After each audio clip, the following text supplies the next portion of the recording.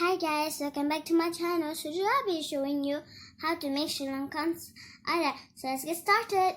The items needed for this recipes are jaggery, plain flour, egg, thick coconut milk, baking powder, some cashew nuts and vanilla essence. In a bowl, add egg yolk and jaggery. In another bowl, add flour, egg white, baking powder and a pinch of salt. And mix it with a hand beater. And add coconut milk slowly. And mix it. Then add it to the jaggery, then put it to the mixer.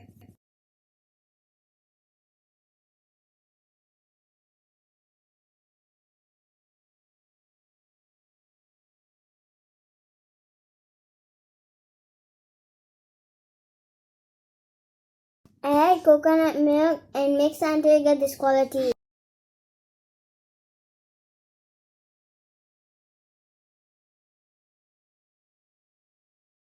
Then close the lid and wait until 2 to 3 hours.